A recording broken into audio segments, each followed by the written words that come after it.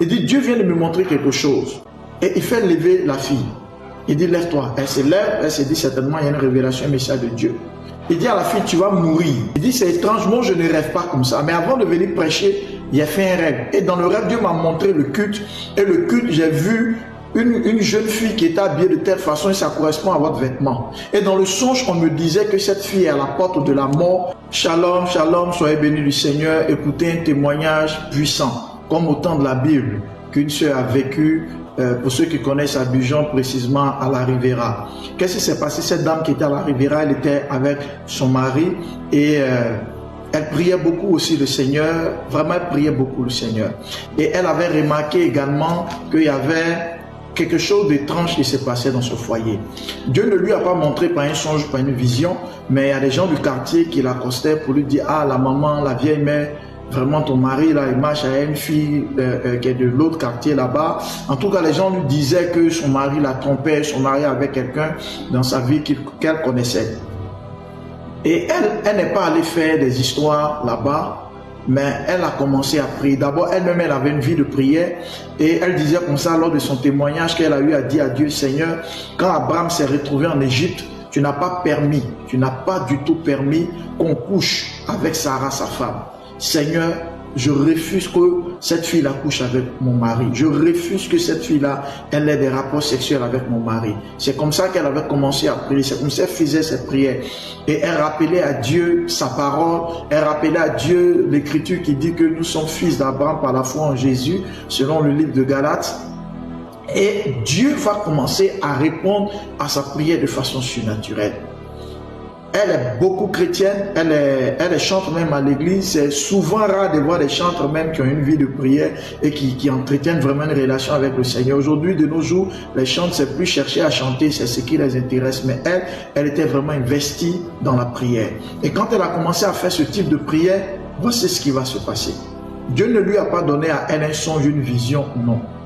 Mais la fille qui commençait à faire la cour à son mari dans l'autre quartier à la Riviera, cette fille-là aussi, elle partait à l'église, elle fait des prières, on l'invite partout.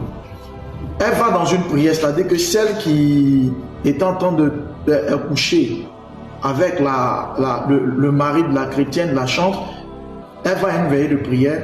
Et il y a un homme de Dieu qui passe, c'est-à-dire en tant qu'orateur, et lors de la veillée, il dit, Dieu vient de me montrer quelque chose. Et il fait lever la fille. Il dit, lève-toi. Elle se lève, elle se dit, certainement, il y a une révélation, un message de Dieu. Il dit à la fille, tu vas mourir. Donc ça crée un choc dans l'église. Il dit, tu vas mourir. Dieu me dit fortement que tu vas mourir.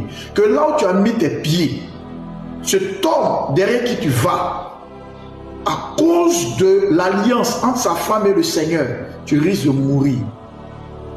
Ça l'a tellement choqué la fille qu'elle a quitté la veillée. En pleine veillée, elle a quitté la veillée, elle était énervée. Elle a été invitée encore à un culte des temps après, dans le même mois, d'un autre culte, d'une autre assemblée, elle est partie. Et il y avait un pasteur. Ce pasteur-là, il ne donne pas des révélations en tant que tel, il est plus prédicateur. Et quand il est venu, elle était assise devant. Il a dit, madame, s'il vous plaît, ou demoiselle, levez-vous. Elle s'est levée.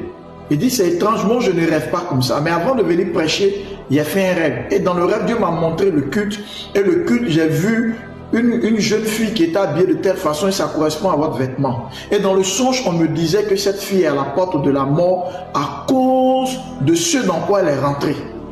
Quand l'homme de Dieu a dit ça, elle a eu en même temps un flashback de la révélation antérieure et de cet homme avec qui elle a commencé à entretenir des relations. Elle a pris peur. Là, elle n'a pas quitté le culte, mais elle a pris peur. Et la troisième fois, c'était sa propre cousine, qui n'est pas chrétienne, qui est au village, qui l'appelle et qui lui dit, ah, grande soeur, il y a eu un rêve sur toi. Ce rêve-là, tu es morte à cause d'une femme. Et c'est comme une foudre qui est quittée au ciel, qui t'a foudroyé. Quand sa cousine a donné ce rêve-là, là, c'était le comble. Elle a commencé à avoir peur. Elle a commencé à stresser. Elle n'avait plus l'appétit. Elle a commencé à être amaigrie. Son ventre coulait à chaque fois. Jusqu'à même, elle a eu la force d'aller rencontrer la dame, c'est-à-dire la chante, pour lui demander pardon. Ouvertement, qu'elle soit avec son mari. Mais elle a vu que ce qu'elle fait n'est pas bon. C'est qu'elle va mourir, que la chante là vraiment lui pardonne. Et la chante lui a dit, elle lui a commencé à lui donner des conseils. que tu vas à l'église, donc il faut te donner à Dieu. Ce n'est pas normal que ce que tu me fais là. Si toi tu t'es marié quand on te faisait ce que tu as accepté, elle a dit non. Et la jeune fille, elle pleurait, demandait pardon à la chante. Maintenant, quand la chante a dit non, je laisse tomber, malgré ça, il a dit, elle ne pouvait pas se tenir. Elle est tombée, elle dit, devant la porte de la dame. En ce moment, le monsieur était à l'autre travail. Pleurait, attrapait les pieds de la chante, demandait pardon. C'est-à-dire, elle sentait comme la mort s'approcher. Et la chante, elle regardait au ciel, elle a dit, Seigneur, tu entends les prières. Et ceux qui t'invoquent dans la détresse, tu écoutes leur voix. Et elle a dit non, je te pardonne. Et elle est partie. La chante était remplie de joie, pas seulement parce que cette fille venait de confesser, mais parce que son Dieu avait répondu à sa prière. Je vais vous dire une chose. Il y a des choses que Dieu peut faire pour vous, mais tout va dépendre du type de relation que vous entretenez avec le Seigneur.